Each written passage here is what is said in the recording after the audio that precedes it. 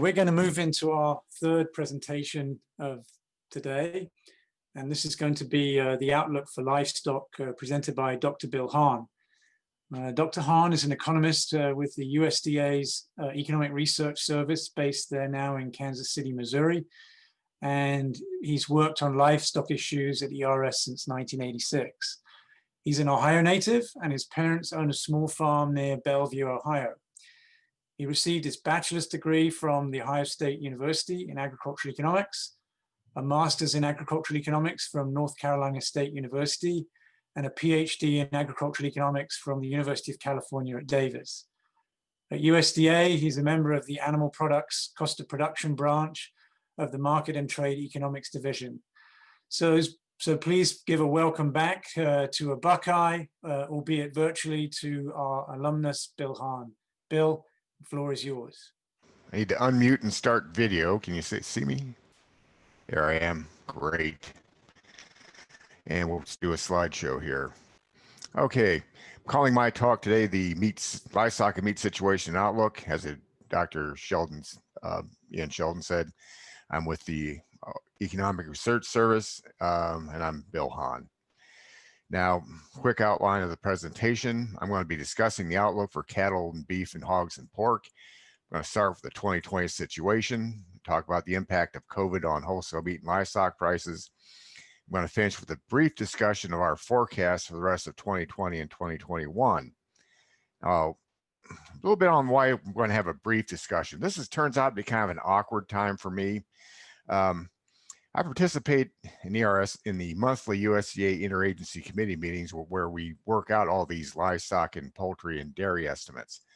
Now, on November 10th, our World Agricultural Supply and Demand Estimates, the WASDE report, come out. And these are our official data. And then we're going to have more detailed forecasts and explanations coming out next Tuesday, November 17th at noon.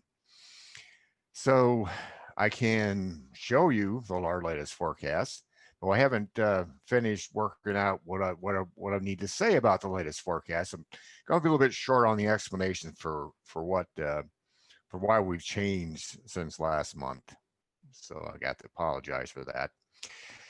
Okay, so going into 2020, things weren't looking terrible at the start of the year. We were generally predicting an expansion in cattle and hog production.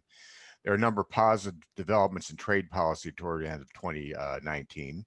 You know, some new trade agreements and working out some of our problems with China. And as people mentioned earlier today, we had that African swine fever outbreak in China, and which spread to other parts of Southeast Asia in 2018.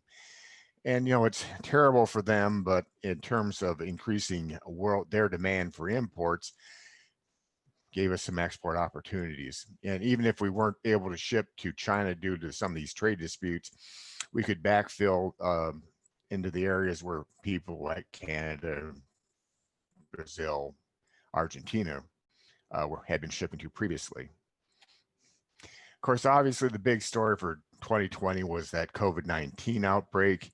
And our response to the outbreak was one of the major drivers in the beef and pork markets or agricultural markets in general.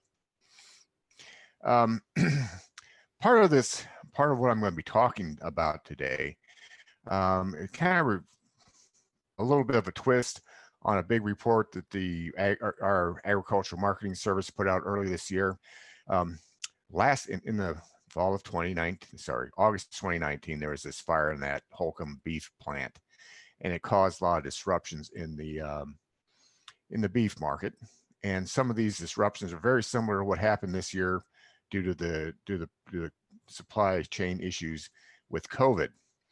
And so this is kind of a summary report and this goes, a lot more detail than what I'm going to be talking about. I'm also taking a little bit different approach here than they did. But if you're really interested in hearing about what COVID did to the box or the cattle market, this is a good place to start. Anyway, so as other people have noted, one of the big problems we had this year due to COVID was that a lot of packing plant workers got sick. Some packing plants had to close down.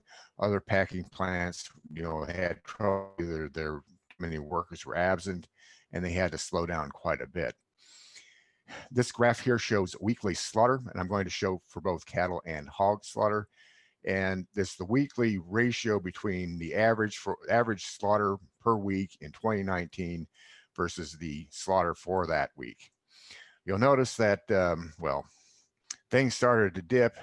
Let's see that mouse there. Things started to dip there about beginning of April. And then that first week or so of May, both the capacity dropped off, hit its minimum for both the cattle and hog slaughter. Now let's look at my next chart. I like charts. So this is just that cattle slaughter line from the previous chart, and here I'm showing and that's the axis over here on the left side of the screen. On the right side of the screen, I've got the prices, and these are in dollars per hundredweight. The red line here is the choice beef cutout, and that's the negotiated choice beef cutout weekly. And this is a dressed steer price. That's the 5 area dressed delivered, and that's the negotiated steer price. The dressed steer price and the choice beef cutout are both on a carcass weight basis, and the distance between them gives you a rough idea, like a crude spread or margin between the two. At the beginning of the year, slaughter capacity was low because we had the New Year's Day holiday. That's why that blue line's low here at this end. And the spread, or the difference between the choice beef cutout and that steer price, was fairly narrow. And you see it sort of increasing as we move into through February and March. About the second week of March here, we had that start of that nationwide shelter in place, and there was a lot of panic buying at grocery stores. Zoe earlier talked about empty shelves and things like that, and this is where this thing started to happen. Anyway, we had a large increase in the wholesale price of beef, and the livestock price kind of was stable there, then went up, and then now throughout that time period from then on, the wholesale price was generally increasing. When as the packing plant capacity began, or utilization started to drop, that wholesale price really took off.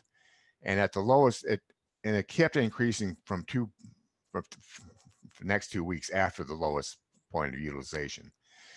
Now, by the time we get to June and July, and for the rest of the year, I'm only showing the first 9 months here of the year, we're pretty much back at capacity utilization.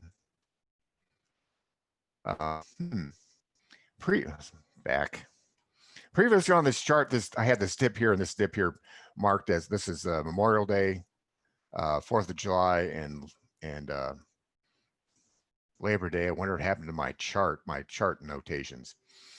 All right, and now at this point in time, or toward the end of the year, we end up with the cattle cutouts, or the choice beef cutouts, running above where it was the end of the year, and toward the end of September, the cattle prices were lower, so that spreads a bit on the wide side. Talk about where we are right now in a little bit. Okay, next. Hog slaughter shows kind of a similar type of pattern, although a less extreme jump up at the start of the shelter in place. Generally speaking, the hog prices seem to do a better job of tracking the wholesale price. But, we had unusually wide margins immediately during and at first couple of weeks after that decline in the minimum capacity utilization. Toward the end of the year, towards September, both the pork cutout and this live carcass weight hog price are higher than they were at the beginning of the year. Both of them are still at this point in time running higher than they were at the beginning of last year. The pork cutout's down a little bit from September. The live hog price is down a bit more. All right. They were talking earlier. Zoe was talking about like some of the impacts from the switch, from food service to food at home. And those cutouts figures I showed you there, those are based on sort of a whole animal composite.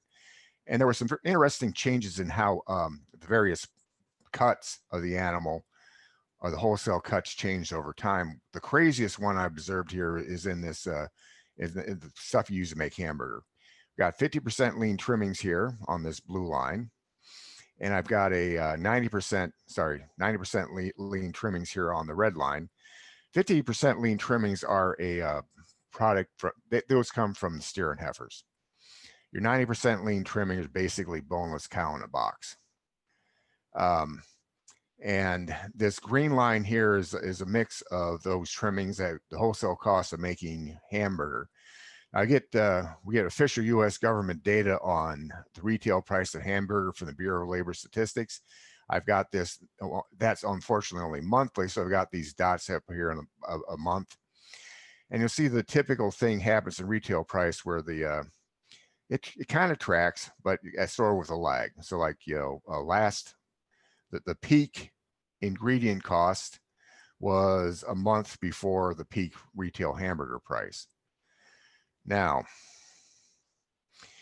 since we did a beef, let's do a pork, and we'll do everybody's favorite thing, pork belly. One of the interesting things that happen, pork bellies, what you make bacon out of. So on one axis here, I've got the pork belly price, the unprocessed bacon.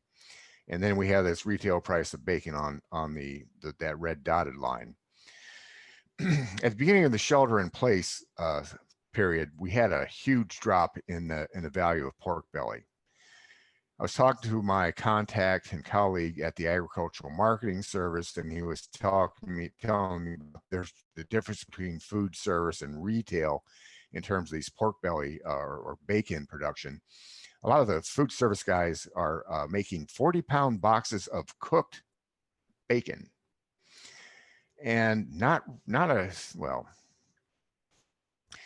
U.S. per capita consumption of pork is roughly 50 odd pounds per year. I'm pretty much doing that on bacon alone personally, and a 40-pound box of cooked bacon is too much even for me. So, explain some of the disruption in that belly market. Now, the highest price for belly again was what occurred in that week where we had the lowest slaughter utilization capacity, and now belly prices are running, well above where they were at the beginning of the year. You'll notice that bacon doesn't change very much, and when you shop for food, you look at the bacon there, it's almost always a branded product, and the grocery stores seldom, if ever, change the price of these things. So, there's apparently little apparent relationship between the pork belly and the retail bacon price. Okay, let's talk about the our forecast for the future. Again, the latest USDA information, that World Agriculture Supply Demand Estimates. If you want to look at what we've got out there, if you type WASDA report in your search engine, you can find it pretty easy. The newest report, as I said before, came out on Tuesday, November 10th. If you want to look at the December report, well, when that comes out, which I don't remember when that is, but you can next December, about the 10th or 12th, you can type in WASDA report, and if you put in the month and year, you'll get a little bit better. I work on the livestock, dairy, and poultry situation and outlook report. And if you type ERS LDP report into your browser, you're going to see that. Again, often helpful to put in that month and year, and so that our next report's coming out on November 17th. And now I present with relatively little comment some of the highlights of our forecast. So on this slide here, I'm showing the 2019. Now, we still got a couple of months of 2020 left to go, and in some of the cases, like especially on our trade data, we just recently got good estimates for the third quarter of this year. Anyway, so I need to move so I can see what I'm talking about.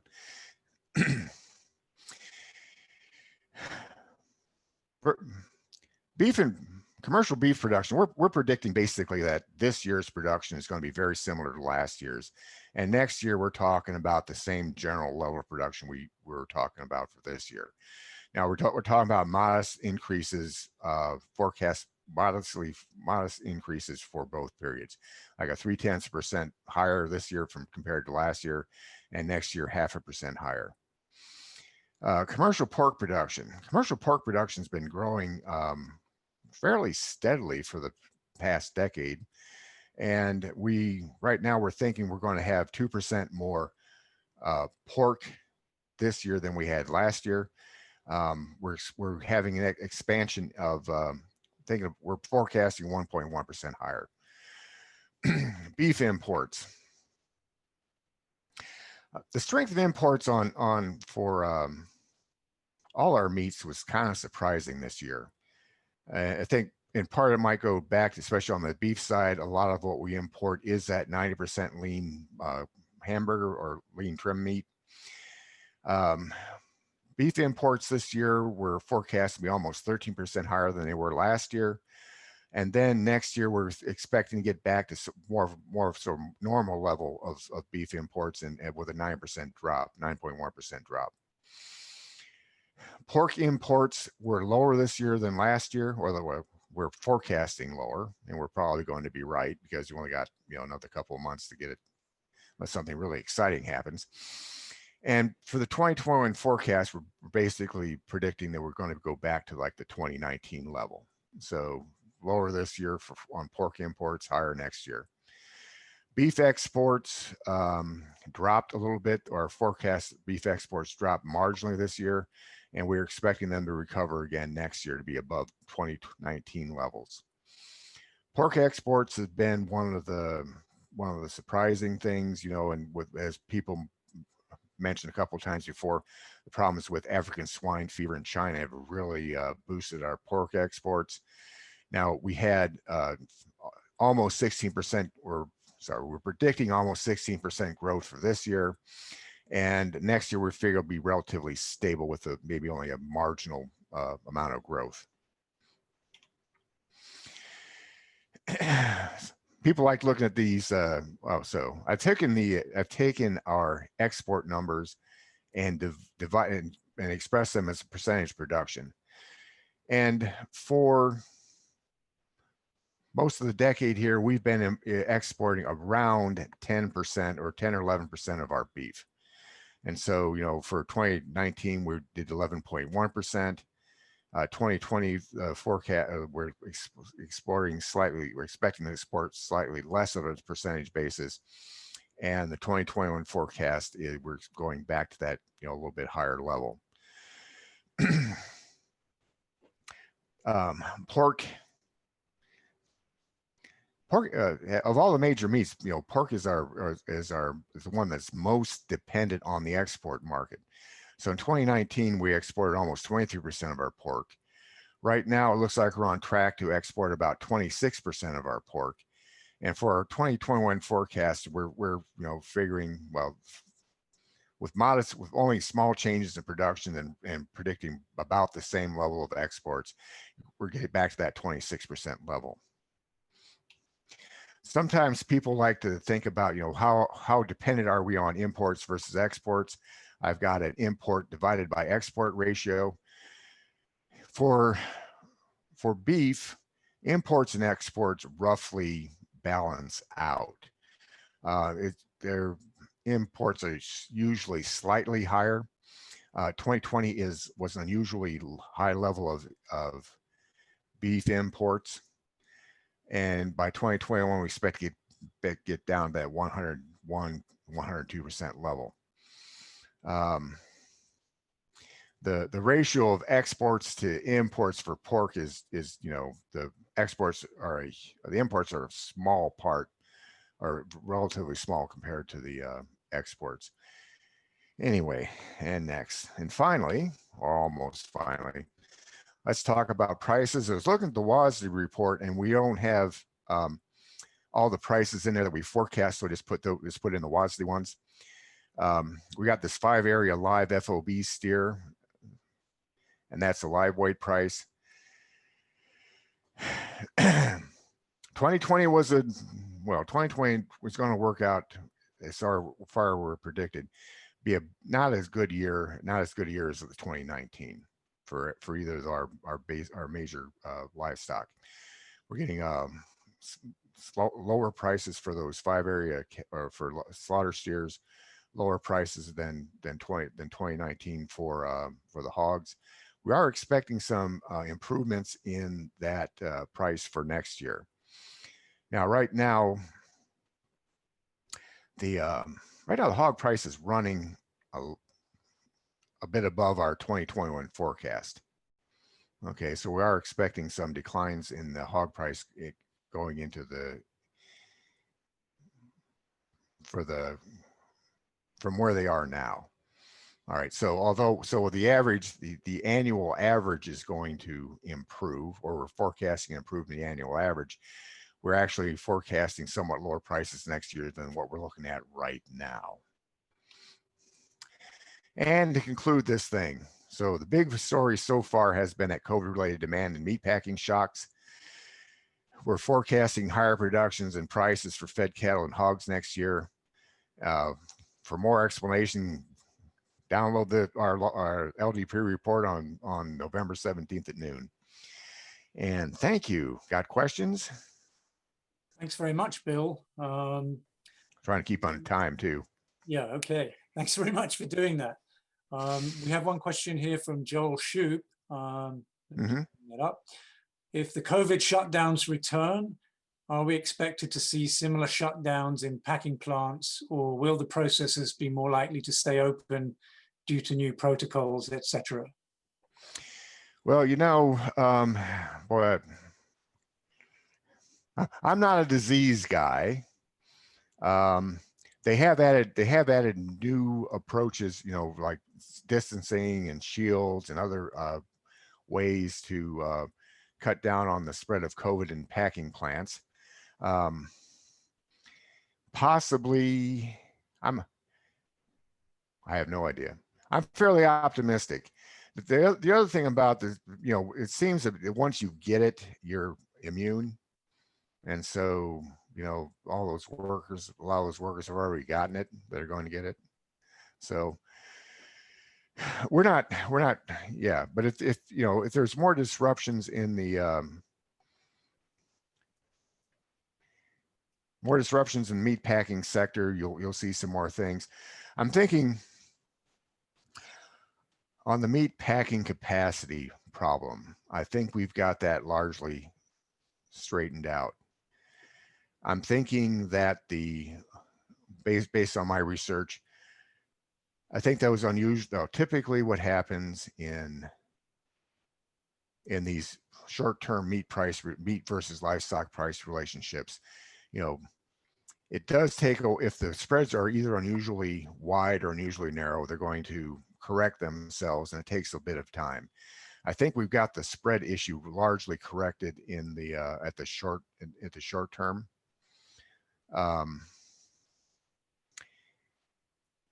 Yeah. All right. I'll stop there before I hurt myself making crazy speculations. And just to finish out with one other question from Dusty Sonnenberg from Ohio country. Is there a guess why the 2020 forecast for beef imports was so high? I'm thinking, okay, I'm stop. Okay. One of the things that, it's hamburger demand. Okay.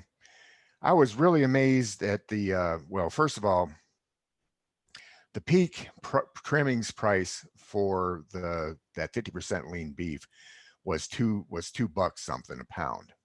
And it was almost the same as the 90% lean trimmings.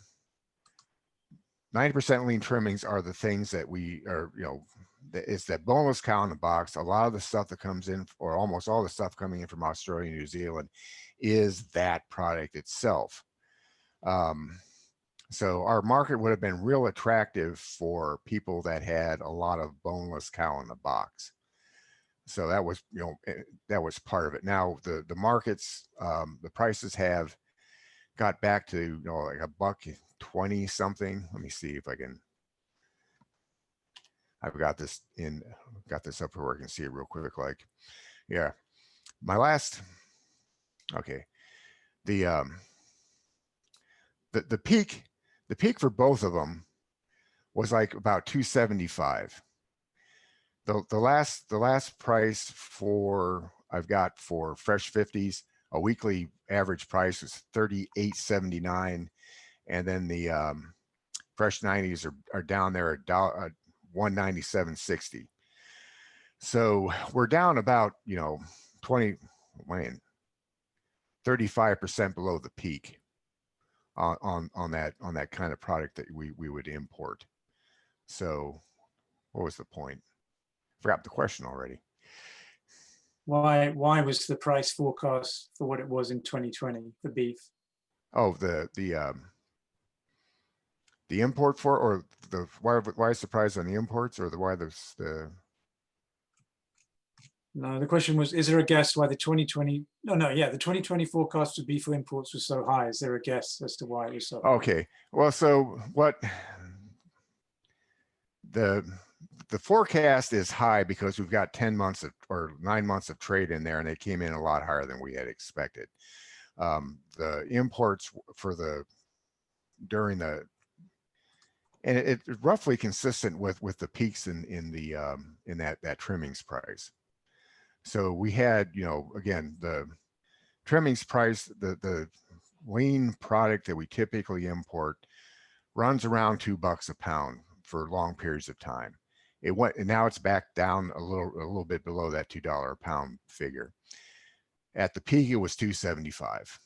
So that makes us a very attractive market for imports. Okay, I'm going to wrap up this session with, there is actually another question in the box, which I'm going to ask anyways, but Bill, I'll let you try and answer that online to our questioner, because we need to move on to the last session. To other people in the audience might be interested in the question, how will dollar investments in plant-based protein impact livestock meat demand? And on that point, I'm going to say thank you very much to Bill for his excellent presentation.